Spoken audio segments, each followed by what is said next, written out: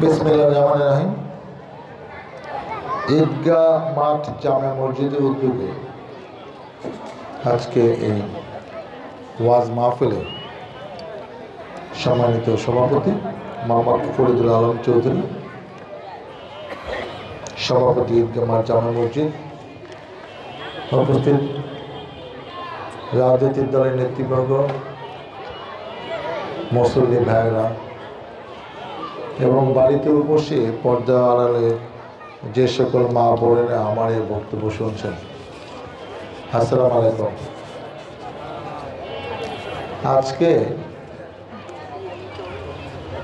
এইটা নিয়ে আমার 5টি জায়গায় একটি অবশ্য 4টি ওয়াজ মাহফিল, অনেক কষ্টে 2টা ম্যানেজ করছি যাতে না গেলেও হবে। এখন থেকে 3টায় যেতে হবে, এরপরে দেওগাঁ, তারপরে ঘুঘুদিয়া। সেজন্য আমি আপনাদের কাছে ক্ষমা চেয়ে নিচ্ছি যে এই হুজুরের বয়ান বন্ধ করে আপনাদের উদ্দেশ্যে আমার দিয়ে একটি কথা বলতে হচ্ছে। কারণ দেশে একটি গুরুত্বপূর্ণ অধ্যায় ফেব্রুয়ারি মাসে হবে। আপনারা সবাই অবগত আছেন যে ত্রয়োদশ 13 সংসদ নির্বাচন ফেব্রুয়ারি মাসে 5 তারিখ, 12 তারিখ বা কোনো একদিন হবে।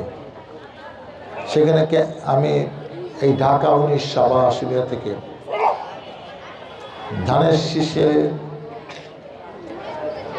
প্রতীক নিয়ে নির্বাচনে কন্টেস্ট করছি। আমি এর আগে 96 এবং 2001 আপনাদের ভোটে বিএনপি মনোনয়নে ধানের শীষ প্রার্থী হিসেবে বিজয়ী হয়েছি। আরও 2বার ইলেকশন করেছি, 2008-18। এটা আমার 5মবারের মতো ধানের শীষ প্রতীক পেলাম। আপনাদেরও দায়িত্ব আছে কিন্তু যে এই সুষ্ঠু নির্বাচনে, স্বচ্ছ নির্বাচনে, অংশগ্রহণমূলক নির্বাচনে, প্রতিদ্বন্দ্বিতামূলক নির্বাচনে আপনারা আপনাদের মূল্যবান ভোট দিয়ে যোগ্য প্রার্থীকে বিজয়ী করে আপনাদের জনপ্রতিনিধি নির্বাচন করবেন। আমার দায়িত্ব আপনাদের কাছে ভোট চাওয়া, আপনাদের দায়িত্ব আমাকে ভোট দেওয়া। যেহেতু এটি ইসলামী জলসা, আমি আর সময় নষ্ট করব না, যাতে হুজুর তার বয়ান তার ইচ্ছা মতো দিতে পারে, আপনারা যেন মন দিয়ে সেটা শুনতে পারেন। সেজন্য আমি 1 মিনিটে আমার বক্তব্য শেষ করে চলে যাব। আমি আপনাদের কাছে দোয়া চাই, আপনাদের সমর্থন চাই, সহযোগিতা চাই, আপনাদের কাছে ধানের শীষে ভোট চাই। আপনাদের ভোটে নির্বাচিত হয়ে এই ঈদগাহ জামে মসজিদে কল্যাণ যেন করতে পারি। এলাকার রাস্তাঘাট, এলাকার মানুষের সমস্যা আপনাদের পাশে থেকে, আপনার সাথে থেকে আপনাদের এই ঢাকা 19 আসনের নেতৃত্ব দিতে পারি। মহান আল্লাহ তাআলা আমাকে যেন সেই সুযোগ করে দেন। আপনারা আমার জন্য দোয়া করবেন।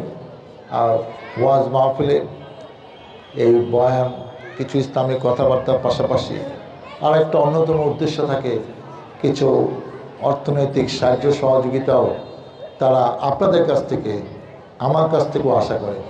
সেই জন্য আমি ব্যক্তিগতভাবে 25,000 টাকা নগদ এই মসজিদের জন্য আমি এখন আপনাদের কাছে দিয়ে যাচ্ছি। আপনারা আমার জন্য দোয়া করেন। আল্লাহ হাফেজ।